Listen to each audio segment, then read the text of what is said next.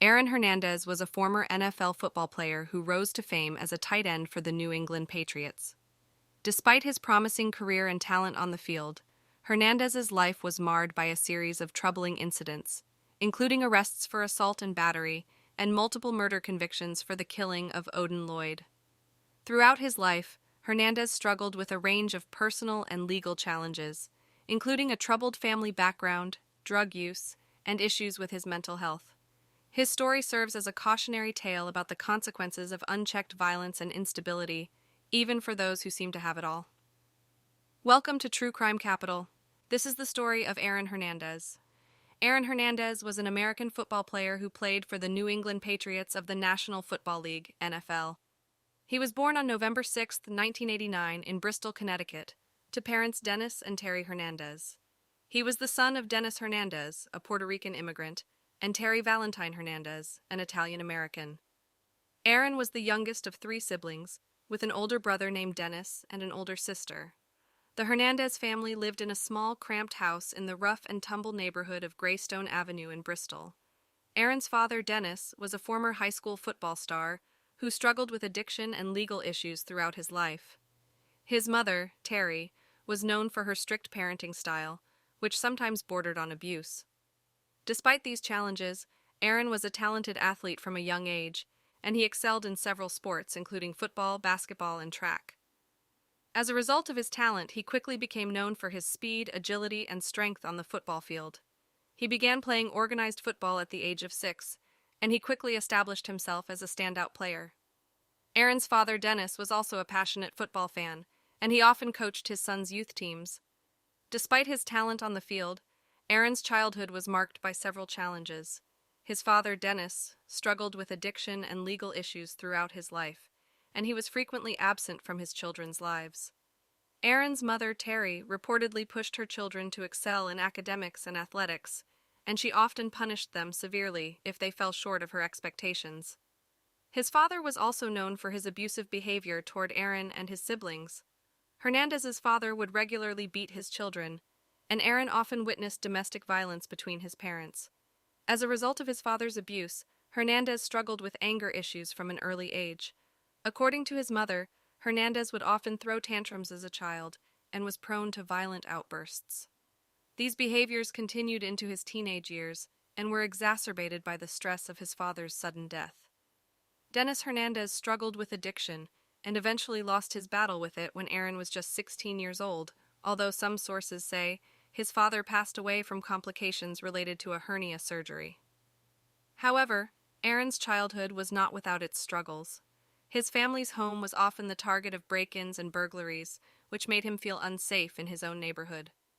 Additionally, his father was a strict disciplinarian who used physical punishment as a means of correction. Dennis was also known to have a temper, which could make him unpredictable and violent. These factors created a challenging environment for Aaron, who often felt scared and stressed. Despite his talent on the football field, Aaron struggled with a range of personal issues throughout his life, including addiction, anger management problems, and a history of violence. While he was able to find success in his athletic career, his personal struggles eventually caught up with him, and he was ultimately unable to escape the consequences of his actions. Despite these challenges, Aaron continued to excel in sports throughout his childhood. He was a star player on his youth football team, and he eventually earned a scholarship to play football at the University of Florida. Hernandez's promising football career was not the only thing that made him stand out as a child. He was also a troublemaker, and he had a number of run-ins with the law. One of his most serious incidents occurred when he was just 17 years old, in 2007. Aaron's success on the field was not matched by success off the field. He struggled with personal issues, including drug use and anger management problems. In 2007, he was arrested for his involvement in a bar fight. He was arrested for assaulting a bouncer at a bar in Gainesville, Florida, and was later questioned in connection with a shooting that occurred outside the nightclub, but was never charged. During his time at Florida, Aaron was a standout player, and he helped lead the Gators to 2 national championships in 2008 and 2009. Despite these challenges, Aaron continued to excel on the football field. He played for the Bristol Central High School Rams and quickly became a standout player. His skills on the field earned him a scholarship to play at the University of Florida, one of the most prestigious college football programs in the country.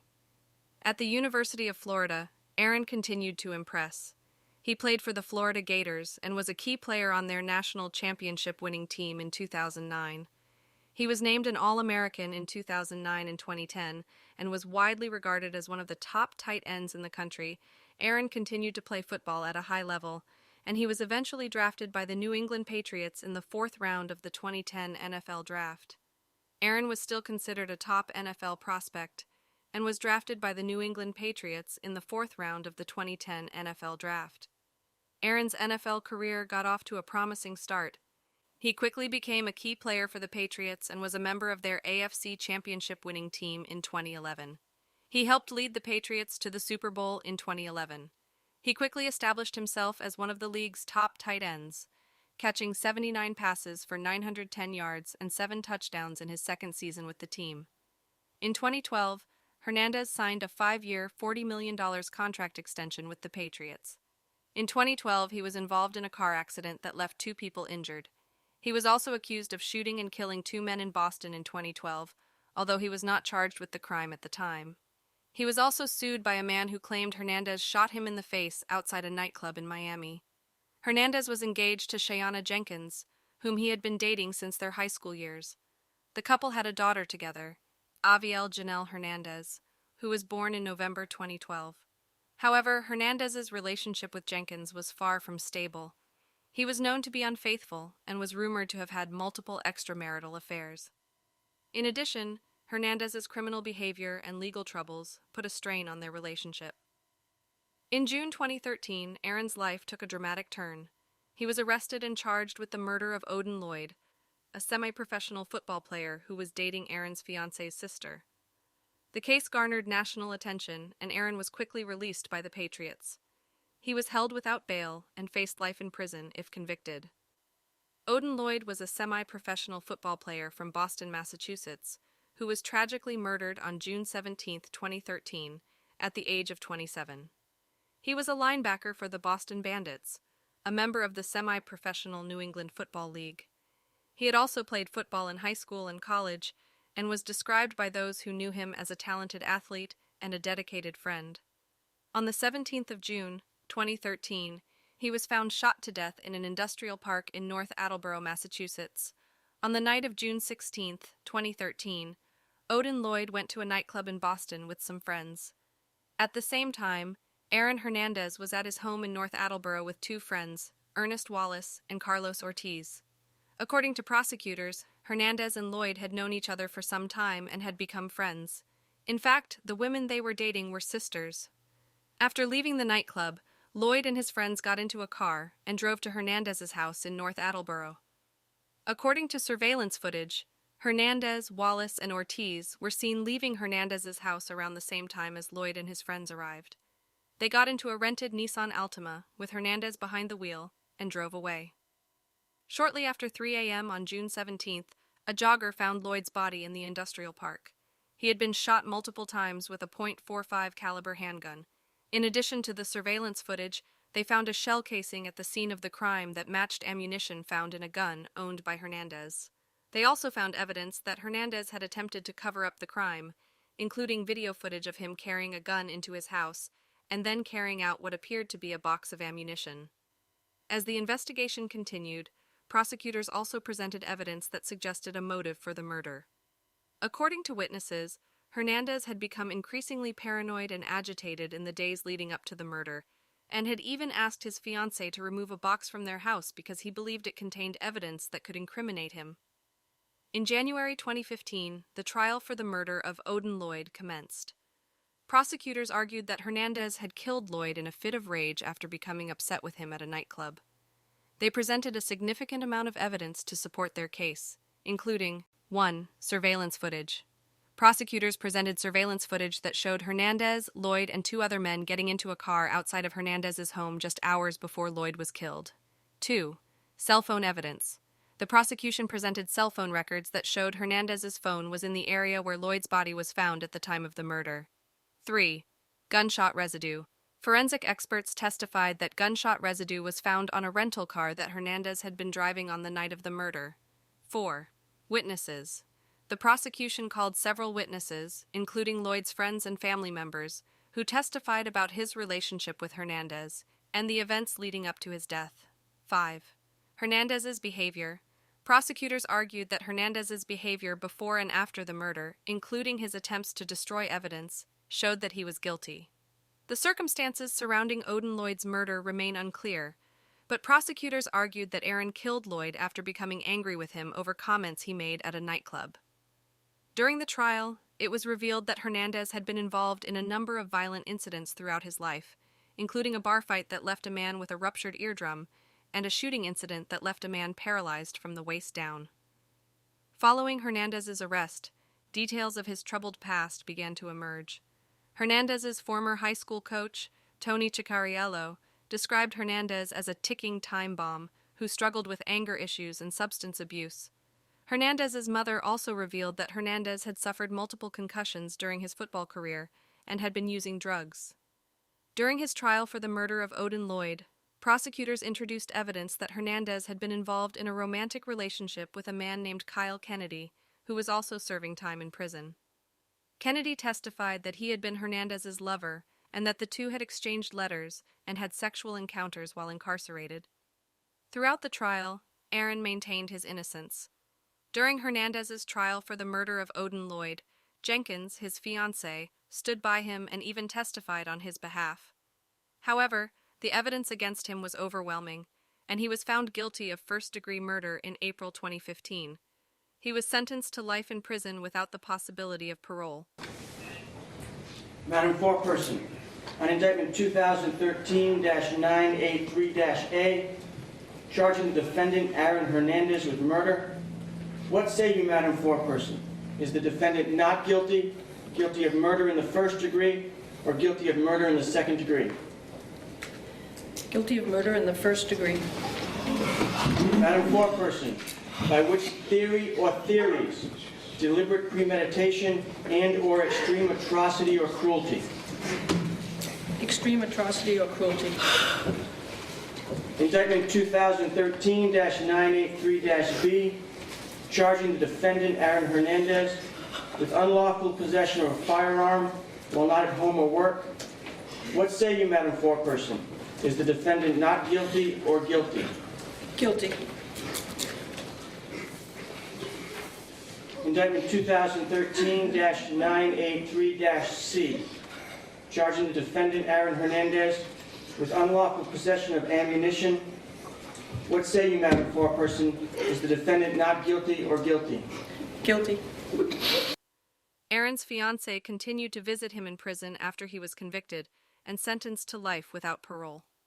In 2017, Jenkins changed her last name to Hernandez and spoke out publicly about her relationship with Aaron, saying that she still loved him and believed in his innocence. Following his conviction, Hernandez's life continued to unravel. In May 2015, he was indicted for the 2012 double murder of Daniel De Abreu and Safiro Furtado, who were shot and killed in a drive-by shooting in Boston. Let me take you back to the year 2012. Back on July 16, 2012, the bodies of Daniel De Abreu and Safiro Furtado we discovered, outside of a nightclub in Boston, Massachusetts. On the night of the murders, Daniel De Abreu and Safiro Furtado were at a nightclub in Boston's Theater District. At some point during the night, they got into an altercation with a group of men, including Aaron Hernandez, who was at the club with his friend Alexander Bradley. According to witness testimony, Hernandez became upset with De Abreu and Furtado after one of them accidentally spilled a drink on him. Hernandez then reportedly followed the men outside of the club and got into a silver SUV that was waiting nearby. The SUV then drove away from the club. Moments later, De Abreu and Furtado were shot and killed while sitting in their car at a red light. Another passenger in the car was injured but survived. The shooter was never identified at the time, and the case went unsolved for several years. However, in 2015, after Hernandez was charged with the murder of Odin Lloyd, investigators began to focus on his potential involvement in the De Abreu-Furtado murders. They eventually found evidence that linked Hernandez to the crime, including surveillance footage of him at the nightclub on the night of the murder, and cell phone records that placed him in the area at the time of the shooting. In addition to the evidence presented during Hernandez's trial, there were also rumors and speculation about the motives behind the De Abreu-Furtado murders. Some suggested that the men were killed as part of a gang-related retaliation, while others believed that Hernandez may have been seeking revenge for an earlier incident in which one of the victims allegedly spilled a drink on him and didn't apologize. Ultimately, while the exact events leading up to the murders of Daniel de Abreu and Safiro Furtado are not entirely clear, it is evident that there was a confrontation between them and Aaron Hernandez at the nightclub, and that Hernandez was present at the scene of the crime. In 2017, Hernandez was tried for the murders of two men, Daniel de Abreu and Safiro Furtado, who were shot and killed outside of a Boston nightclub in 2012. Prosecutors argued that Hernandez had killed the men after becoming upset with them at the club. The evidence presented in this trial included 1. Surveillance footage. Prosecutors presented surveillance footage that showed Hernandez at the nightclub on the night of the murder and then driving away from the scene of the crime in a silver SUV. 2. Cell phone evidence. The prosecution presented cell phone records that placed Hernandez near the nightclub at the time of the murder. 3. The prosecution presented evidence that showed Hernandez's DNA on a cigarette butt found near the crime scene. The prosecution also presented evidence that showed Hernandez had rented a car and picked up Wallace and Ortiz, whom they alleged were also involved in the murder. 4. Ballistics evidence. Forensic experts testified that the same gun was used in both the Lloyd and de Abreu Furtado murders. This evidence was used to indict Hernandez and charge him with the murders of Daniel de Abreu and Safiro Furtado, which we will get into in a moment. 5. Witness testimony. The prosecution called several witnesses, including a friend of Hernandez's who testified that he had confessed to the murders. 6. The evidence presented at his trial suggested that he played a direct role in their deaths. However, he was ultimately acquitted of the charges. On April 19, 2017, he was found hanging in his prison cell in Shirley, Massachusetts. His death was ruled a suicide. He was just 27 years of age at the time of his passing, but some have questioned the circumstances surrounding his death. In May 2018, Hernandez's family filed a lawsuit against the NFL, claiming that the league was responsible for his death because of the brain damage he sustained during his football career. Hernandez's family alleged that the NFL knew about the risks of repeated head trauma and failed to adequately warn players about these risks or take steps to protect them. The lawsuit also claimed that the league was negligent in its handling of concussions and failed to provide adequate medical care to players who suffered head injuries. The lawsuit sought compensation for Hernandez's daughter and his estate for the damages caused by the NFL's alleged negligence. However, in 2019, a federal judge dismissed the lawsuit, ruling that the claims made by Hernandez's family were preempted by the collective bargaining agreement between the NFL and its players' union. The judge noted that the CBA provided a mechanism for addressing player safety, and that the courts should defer to the process established in the agreement.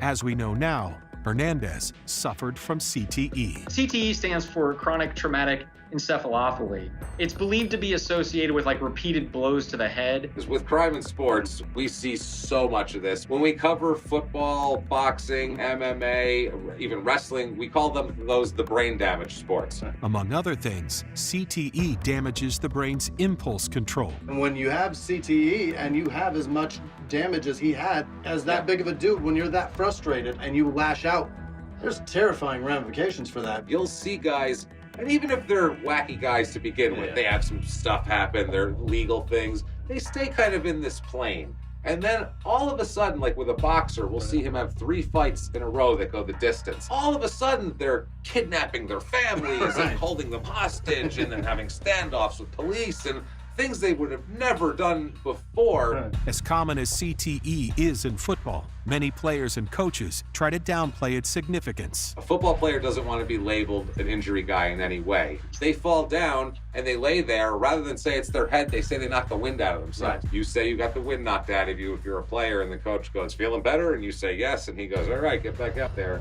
The case of Aaron is rather complex to analyze. A young man with a promising future throws his life away by poor decision-making and lack of control of his temper. There are factors to consider regarding his senseless behavior. Firstly, his childhood, being abused as a child, and witnessing the abuse between his parents, which could have contributed significantly to his anger problems. However, on the other side is the excessive use of illegal drugs, which definitely couldn't have helped his situation. There were allegations that he may have had anger as a result of not being able to accept or confront his sexuality, as it was suggested that he might have been gay, but of course this was never definitively proven. Another important factor is the impact of his father's untimely death and his navigating success at such a young age without someone or a mentor to properly guide him. And lastly, of course, it's the alleged brain damage that was suggested he could have sustained during his football career. All of these factors combined might have turned him into what he became, which is rather unfortunate because the valuable lives of Odin Lloyd, Daniel De Abreu, and Safiro Furtado were senselessly lost. What is most upsetting is said motives behind these killings. He killed 2 men because one of them spilled a drink on him, and he killed another because he was talking to people he didn't like. The audacity. In closing, condolences to all the loved ones of the deceased, and further extended healing towards the man that Aaron shot in the face, and also a man with a ruptured eardrum that was left paralyzed from the waist down. Watch a compelling documentary on Aaron Hernandez on Netflix. It's only 3 episodes that are over 66 minutes each. It is called The Mind of Aaron Hernandez. I first watched it 3 years ago and have always declared that should I have a true crime channel, it would be one of the cases I would like to cover. One wonders what would have come of him had he not been caught with Lloyd's murder. Could he have continued with his killing spree? And perhaps because he had gotten away with so much at a young age, it might have made him feel invisible and arrogantly thought his success can help him escape accountability. We have come to the end of today's video. Thank you for watching. Let's meet again next week.